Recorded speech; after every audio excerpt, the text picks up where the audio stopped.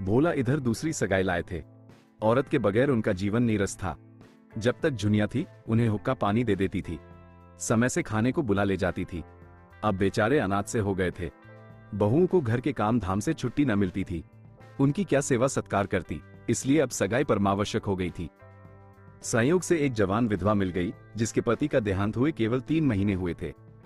एक लड़का भी था। भोला की लार टपक पड़ी, झटपट शिकार मार लाए। जब तक सगाई न हुई उसका घर खोद डाला। अभी तक उसके घर में जो कुछ था बहुओं का था। जो चाहती थी करती थी, जैसे चाहती थी रहती थी। जंगी जब से अपनी स्त्री को लेकर लखनऊ चला गया था, कामता की बहू ही घर की स्वामिनी थी। 5-6 महीनों में ही उसने 30-40 रुपए अपने हाथ में कर लिए थे। सेर आध सेर दूध दही चोरी से बेच लेती थी। अब स्वामिनी हुई उसकी सौतेली सास। उसका नियंत्रण बहू को बुरा लगाता था और आए दिन दोनों में तकरार होती रहती थी। यहां तक कि औरतों के पीछे भोला और कामता में भी कहासुनी हो गई। झगड़ा इतना बड़ा कि अलगोजे की नौबत आ गई। और यह रीति सनातन से चली आई है कि अलगोजे के समय मारपीट अवश्य हो। यहां उस रीति का पालन किया गया। कामता जवान आदमी था। भोला का उस पर जो कुछ दबाव था वो पिता के नाते था, मगर नई स्त्री लाकर बेटे से आदर पाने का अब उसे कोई हक न रहा था। कम से कम कामता इसे स्वीकार न करता था। उसने भोला को पटककर कई लातें जमाई और घर से निकाल दिया। घर की चीजें न छूने दी। गांव वालों में भी किसी ने भोला का पक्ष न लिया। नई सगाई ने उन्हें नक्कू बना दिया था। रात तो उन्होंने किसी तरह एक पेड़ के नीचे काटी। सुबह होते ही नोखेरम के पास जा पहुंचे और अपनी फरियाद सुनाई। भोला का गांव भी उन्हीं के इलाके में था और इलाके भर के मालिक मुखिया जो कुछ थे वही थे। नोखेरम को भोला पर तो क्या दया आती, पर उनके साथ एक चटपटी रंगीली स्त्री देखी तो चटपट आश्रय देने पर राजी हो गए। जहां उनकी गायें बंधती थी वहीं एक कोठरी रहने को दे दी। अपने जानवरों की देखभाल सानी भूसे के लिए उन्हें एकाएक एक जानकार आदमी की जरूरत मालूम होने लगी। भोला को 3 रुपया महीना और सेर भर रोजाना पर नौकर रख लिया। नोखेरम नाटे मोटे खलौट लंबी नाक और छोटी छोटी आंखों वाले सांवले आदमी थे। बड़ा सा पगड़ बांधते, नीचा कुर्ता पहनते और जाड़ों में लिहाफ ओढ़कर बाहर आते जाते थे। उन्हें तेल की मालिश कराने में बड़ा आनंद आता था, इसलिए उनके कपड़े हमेशा मैले चीकट रहते थे। उनका परिवार बहुत बड़ा था। 7 भाई और उनके बाल बच्चे सभी उन्हीं पर आश्रित थे। उस पर स्वयं उनका लड़का 9वें दर्जे में अंग्रेजी पढ़ता था और उसका बबुआई ठाठ निभाना कोई आसान काम न था। राय साहब से उन्हें केवल 12 रुपए वेतन मिलता था, मगर खर्च 100 रुपए से कोड़ी कम न था। इसलिए आसामी किसी तरह उनके चंगुल में फंस जाए तो बिना उसे अच्छी तरह चूसे छोड़ते न थे। पहले 6 रुपए वेतन मिलता था, तब आसामी उसे इतनी नोच खसोट न करते थे। जब से 12 रुपए हो गए थे तब से उनकी तृष्णा और भी बढ़ गई थी, इसलिए राय साहब उनकी तरक्की न करते थे। गांव में और तो सभी किसी न किसी रूप में उनका दबाव मानते थे। यहां तक कि दातादीन और झिंगुरी सिंह भी उनकी खुशामद करते थे। केवल पटेश्वरी उनसे ताल ठोकने को हमेशा तैयार रहते थे। नोखेरम को अगर यह जोम था कि हम ब्राह्मण हैं और कायस्थों को उंगली पर नचाते हैं, तो पटेश्वरी को भी घमंड था कि हम कायस्थ हैं, कलम के बादशाह, इस मैदान में कोई हमसे क्या बाजी ले जाएगा। फिर वो जमींदार के नौकर नहीं, सरकार के नौकर हैं, जिसके राज में सूरज कभी नहीं डूबता। नोखेरम अगर एकादशी को व्रत रखते हैं और 5 ब्राह्मणों को भोजन कराते हैं तो पटेश्वरी हर पूर्णमासी को सत्यनारायण की कथा सुनेंगे और 10 ब्राह्मणों को भोजन कराएंगे। जब से उनका जेठा लड़का सजावल हो गया था, नोखेरम इस ताक में रहते थे कि उनका लड़का किसी तरह 10वां पास कर ले तो उसे भी कहीं नकल नवीसी दिला दें। इसलिए हुकौम के पास फसली सौगातें लेकर बराबर सलामी करते रहते थे। एक और बात में पटेश्वरी उनसे बड़े हुए थे। लोगों का ख्याल था कि वह अपनी विधवा कहारिन को रखे हुए हैं। अब नोखेरम को भी अपनी शान में ये कसर पूरी करने का अवसर मिलता हुआ जान पड़ा। भोला को ढाढ़स देते हुए बोले, तुम यहाँ आराम से रहो भोला, किसी बात का खटका नहीं। जिस चीज की जरूरत हो हमसे आकर कहो। तुम्हारी घरवाली है, उसके लिए भी कोई न कोई काम निकल आएगा। बखारों में अनाज रखना, निकालना, पछोड़ना, फटकना क्या थोड़ा काम है। भोला ने अर्ज की, सरकार, एक बार कामता को बुलाकर पूछ लो, क्या बाप के साथ बेटे का यही सलूक होना चाहिए। घर हमने बनवाया, गायें भैंसें हमने ली, अब उसने सब कुछ हथिया लिया और हमें निकाल बाहर किया। यह अन्याय नहीं तो क्या है। हमारे मालिक तो तुम ही हो, तुम्हारे दरबार से इसका फैसला होना चाहिए। नोखेरम ने समझाया, भोला, तू मुझसे लड़कर पेश न पाओगे। उसने जैसा किया है उसकी सजा उसे भगवान देंगे। बेईमानी करके कोई आज तक फलीभूत हुआ है। संसार में अन्याय न होता तो इसे नरक क्यों कहा जाता। यहाँ न्याय और धर्म को कौन पूछता है। भगवान सब देखते हैं, संसार का रत्ती रत्ती हाल जानते हैं। तुम्हारे मन में इस समय क्या बात है, यह उनसे क्या छिपा है। इसी से तो अंतर्जामी कहलाते हैं। उनसे बचकर कोई कहां जाएगा। तुम चुप होके बैठो। भगवान की इच्छा हुई तो यहां तुम उससे बुरे न रहोगे। यहां से उठकर भोला ने होरी के पास जाकर अपना दुखड़ा रोया। होरी ने अपनी बीती सुनाई।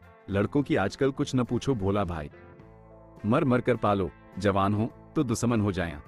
मेरे ही गोबर को देखो, मां से लड़कर गया और सालों हो गए, न चिट्ठी न पत्तर। उसके लेखे तो मां बाप मर गए। बिटिया का ब्याह सिर पर है, लेकिन उससे कोई मतलब नहीं। खेत रहन रखकर 200 रुपए लिए हैं। इज्जत आबरू का निबाह तो करना ही होगा। कामता ने बाप को निकाल बाहर तो किया, लेकिन अब उसे मालूम होने लगा कि बुढ़ा कितना कामकाजी आदमी था। सवेरे उठकर सानी पानी करना, दूध दोहना, फिर दूध लेकर बाजार जाना, वहां से आकर फिर सानी पानी करना, फिर दूध दोहना। एक पखवाड़े में उसका हुलिया बिगड़ गया। स्त्री पुरुष में लड़ाई हुई। स्त्री ने कहा, मैं जान देने के लिए तुम्हारे घर नहीं आई हूं। मेरी रोटी तुम्हें भारी हो तो मैं अपने घर चली जाऊं। कामता डरा, ये कहीं चली जाए तो रोटी का ठिकाना भी न रहे, अपने हाथ से ठोकना पड़े। आखिर एक नौकर रखा, लेकिन उससे काम न चला। नौकर खली भूसा चुरा चुरा कर बेचने लगा। उसे अलग किया। फिर स्त्री पुरुष में लड़ाई हुई। स्त्री रूठकर मैके चली गई। कामता के हाथ पांव फूल गए। हारकर भोला के पास आया और चिरौरी करने लगा, दादा मुझसे जो कुछ भूल चूक हुई हो क्षमा करो। अब चलकर घर संभालो, जैसे तुम रखोगे वैसे ही रहूंगा। भोला को यहां मजूरों की तरह रहना अखर रहा था। पहले महीने 2 महीने उसकी जो खातिर हुई वो अब न थी। नोखेरम कभी कभी उससे चिलम भरने या चारपाई बिछाने को भी कहते थे। तब बेचारा भोला जहर का घूंट पीकर रह जाता था। अपने घर में लड़ाई दंगा भी हो तो किसी की टहल तो न करनी पड़ेगी। उसकी स्त्री नोहरी ने यह प्रस्ताव सुना तो ऐठ कर बोली, जहां से लात खाकर आए वहां फिर जाओगे? तुम्हें लाज भी नहीं आती। भोला ने कहा, तो यही कौन सिंहासन पर बैठा हुआ हूं। नोहरी ने मटक कर कहा, तुम्हें जाना हो तो जाओ, मैं नहीं जाती। भोला जानता था नोहरी विरोध करेगी। इसका कारण भी वो कुछ कुछ समझता था, कुछ देखता भी था। उसके यहां से भागने का एक कारण यह भी था। यहां उसकी तो कोई बात न पूछता था, पर नोहरी की बड़ी खातिर होती थी। प्यादे और शहने तक उसका दबाव मानते थे। उसका जवाब सुनकर भोला को क्रोध आया, लेकिन करता क्या। नोहरी को छोड़कर चले जाने का साहस उसमें होता तो नोहरी भी झक मारकर उसके पीछे पीछे चली जाती। अकेले उसे यहां अपने आश्रय में रखने की हिम्मत नोखेरम में न थी। वो टट्टी की आड़ से शिकार खेलने वाले जीव थे, मगर नोहरी भोला के स्वभाव से परिचित हो चुकी थी। भोला मिन्नत करके बोला, देख नोहरी, दिक मत कर। अब तो वहां बहुएं भी नहीं है, तेरे ही हाथ में सब कुछ रहेगा। यहां मजूरी करने से बिरादरी में कितनी बदनामी हो रही है, ये सोच। नोहरी ने ठेंगा दिखाकर कहा, तुम्हें जाना है जाओ, मैं तुम्हें रोक तो नहीं रही हूं। तुम्हें बेटे की लातें प्यारी लगती होंगी, मुझे नहीं लगती। मैं अपनी मजदूरी में मगन हूं। भोला को रहना पड़ा और कामता अपनी स्त्री की खुशामद करके उसे मना लाया।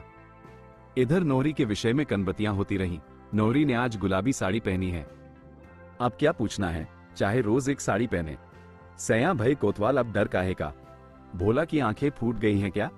शोभा बड़ा हंसोड़ था, सारे गांव का विदूषक, बल्कि नारद। हर एक बात की टोर लगाता रहता था। एक दिन नोहरी उसे घर में मिल गई। कुछ हंसी कर बैठा। नोहरी ने नोखेरम से जड़ दिया। शोभा की चौपाल में तलबी हुई और ऐसी डांट पड़ी कि उम्र भर न भूलेगा। एक दिन लाला पटेश्वरी प्रसाद की शामत आ गई। गमियों के दिन थे। लाला बगीचे में बैठे आम तुड़वा रहे थे। नोहरी बनी ठनी उधर से निकली। लाला ने पुकारा, नोहर रानी इधर आओ, थोड़े से आम लेती जाओ, बड़े मीठे हैं। नोहरी को भ्रम हुआ, लाला मेरा उपहास कर रहे हैं। उसे अब घमंड होने लगा था। वह चाहती थी लोग उसे जमींदारिन समझे और उसका सम्मान करें। घमंडी आदमी प्रायः शक्की हुआ करता है, और जब मन में चोर हो तो शक्कीपन और भी बढ़ जाता है। वो मेरी ओर देखकर क्यों हंसा? सब लोग मुझे देखकर जलते क्यों हैं? मैं किसी से कुछ मांगने नहीं जाती। कौन बड़ी सतवंती है, जरा मेरे सामने आए तो देखूं। इतने दिनों में नोहरी गांव के गुप्त रहस्यों से परिचित हो चुकी थी। यही लाला कहारिन को रखे हुए हैं और मुझे हंसते हैं। इन्हें कोई कुछ नहीं कहता। बड़े आदमी है ना। नोहरी गरीब है, जात की हेठी है, इसलिए सभी उसका उपहास करते हैं। और जैसा बाप है वैसा ही बेटा। इन्हीं का रमेसरी तो सिलिया के पीछे पागल बना फिरता है। चमारियों पर तो गिद्ध की तरह टूटते हैं। उस पर दावा है कि हम ऊंचे हैं।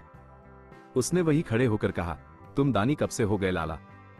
पाओ तो दूसरों की थाली की रोटी उड़ा जाओ। आज बड़े आम वाले हुए हैं। मुझसे छेड़की तो अच्छा ना होगा, कह देती हैं। ओहो, इस अहीर इनका इतना मिजाज। नोखेरम को क्या फांस लिया, समझती है सारी दुनिया पर उसका राज है। बोले, तू तो ऐसी तिंक रही है नोहरी, जैसे अब किसी को गांव में रहने न देगी। जरा जबान संभाल कर बातें किया कर, इतनी जल्द अपने को न भूल जा। तो क्या तुम्हारे द्वार कभी भीख मांगने आई थी? नोखेरम ने छाव न दी होती तो भीख भी मांगती। नोहरी को लाल मिर्च सा लगा। जो कुछ मुंह में आया बका, दाढ़ी जार, लंपट, मुंहझुसा और जाने क्या क्या कहा, और उसी क्रोध में भरी हुई कोठरी में गई और अपने बर्तन भांडे निकाल निकाल कर बाहर रखने लगी। नोखेरम ने सुना तो घबराए हुए आए और पूछा, वह क्या कर रही है नोहरी? कपड़े लत्ते क्यों निकाल रही है? किसी ने कुछ कहा है क्या? नोहरी मदों के नचाने की कला जानती थी। अपने जीवन में उसने यही विद्या सीखी थी। नोखेरम पढ़े लिखे आदमी थे, कानून भी जानते थे, धर्म की पुस्तकें भी बहुत पढ़ी थी। बड़े बड़े वकीलों, बैरिस्टरों की जूतियां सीधी की थी, पर इस मूर्ख नोहरी के हाथ का खिलौना बने हुए थे। भुएं सिकोड़कर बोली, समय का फेर है, यहां आ गई, लेकिन अपनी आबरू न गवाऊंगी। ब्राह्मण सतेज हो उठा, मूंछें खड़ी करके बोला, तेरी ओर जो ताके उसकी आंखें निकाल लूं। नोहरी ने लोहे को लाल करके घन जमाया, लाला पटेसरी जब देखो मुझसे बेबात की बात किया करते हैं। मैं हरजाई थोड़े ही हूं कि कोई मुझे पैसे दिखाए। गांव भर में सभी औरतें तो हैं, कोई उनसे नहीं बोलता।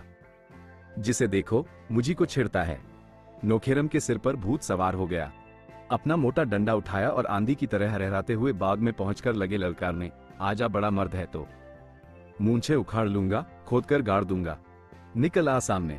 अगर फिर कभी नोहरी को छेड़ा तो खून पी जाऊंगा, सारी पटवारगिरी निकाल दूंगा। जैसा खुद है वैसा ही दूसरों को समझता है। तू है किस घमंड में? लाला पटेश्वरी सिर झुकाए, दम साधे जड़वत खड़े थे। जरा भी जबान खोली और शामत आई। उनका इतना अपमान जीवन में कभी न हुआ था। एक बार लोगों ने उन्हें ताल के किनारे रात को घेरकर खूब पीटा था, लेकिन गांव में उसकी किसी को खबर न हुई थी। किसी के पास कोई प्रमाण न था, लेकिन आज तो सारे गांव के सामने उनकी इज्जत उतर गई। कल जो औरत गांव में आश्रय मांगती आई थी, आज सारे गांव पर उसका आतंक था। अब किसकी हिम्मत है जो उसे छेड़ सके? जब पटेश्वरी कुछ नहीं कर सके तो दूसरों की बिसात ही क्या। अब नोहरी गांव की रानी थी। उसे आते देखकर किसान लोग उसके रास्ते से हट जाते थे। ये खुला हुआ रहस्य था कि उसकी थोड़ी सी पूजा करके नोखेरम से बहुत काम निकल सकता है। किसी को बंटवारा कराना हो, लगान के लिए मोहलत मांगनी हो, मकान बनाने के लिए जमीन की जरूरत हो, नोहरी की पूजा किए बगैर उसका काम सिद्ध नहीं हो सकता। कभी कभी यह अच्छे अच्छे आसामियों को डांट देती थी। आसामी ही नहीं, अब काकू साहब पर भी रोब जमाने लगी थी। भोला उसके आश्रित बनकर न रहना चाहते थे। औरत की कमाई खाने से ज्यादा अधम उनकी दृष्टि में दूसरा काम न था। उन्हें कुल 3 रुपये माहवार मिलते थे, ये भी उनके हाथ न लगते। नोहरी ऊपर ही ऊपर उड़ा लेती। उन्हें तमाकू पीने को धेला मयस्सर नहीं, और नोहरी 2 आने रोज के पान खा जाती थी। जिसे देखो वही उन पर रोब जमाता था। प्यादे उससे चिलम भरवाते, लकड़ी कटवाते। बेचारा दिन भर का हारा थका आता और द्वार पर पेड़ के नीचे झिलंगे खाट पर पड़ा रहता। कोई एक लुटिया पानी देने वाला भी नहीं। दोपहर की बासी रोटियां रात को खानी पड़ती, और वह भी नमक या पानी और नमक के साथ। आखिर हारकर उसने घर जाकर कामता के साथ रहने का निश्चय किया। कुछ न होगा, एक टुकड़ा रोटी तो मिल ही जाएगी, अपना घर तो है। नोहरी बोली, मैं वहां किसी की गुलामी करने न जाऊंगी। भोला ने जी कड़ा करके कहा, तुम्हें जाने को तो मैं नहीं कहता, मैं तो अपने को कहता हूं। तुम मुझे छोड़कर चले जाओगे? कहते लाज नहीं आती? लाज तो घोल कर पी गया, लेकिन मैंने तो अपनी लाज नहीं पी। तुम मुझे छोड़कर नहीं जा सकते। तू अपने मन की है तो मैं तेरी गुलामी क्यों करूं? पंचायत करके मुंह में कालिख लगा दूंगी, इतना समझ लेना। क्या अभी कुछ कम कालिख लगी है? क्या अब भी मुझे धोखे में रखना चाहती है? तुम तो ऐसा ताव दिखा रहे हो जैसे मुझे रोज गहने ही तो गड़वाते हो। तो यहाँ नोहरी किसी का ताव सहने वाली नहीं है। भोला झल्लाकर उठे और सिरहाने से लकड़ी उठाकर चले कि नोहरी ने लपककर उनका पहुंचा पकड़ लिया। उसके बलिष्ठ पंजों से निकलना भोला के लिए मुश्किल था। चुपके से कैदी की तरह बैठ गए। एक जमाना था जब वो औरतों को अंगुलियों पर नचाया करते थे। आज वो एक औरत के करपाश में बंधे हुए हैं और किसी तरह निकल नहीं सकते। हाथ छुड़ाने की कोशिश करके वो पर्दा नहीं खोलना चाहते। अपनी सीमा का अनुमान उन्हें हो गया है, मगर वो क्यों उससे निडर होकर नहीं कह देते कि तू मेरे काम की नहीं है, मैं तुझे त्यागता हूं। पंचायत की धमकी देती है। पंचायत क्या कोई हवा है? अगर तुझे पंचायत का डर नहीं तो मैं क्यों पंचायत से डरूं? लेकिन ये भाव शब्दों में आने का साहस न कर सकता था। नोहरी ने जैसे उन पर कोई वशीकरण डाल दिया हो।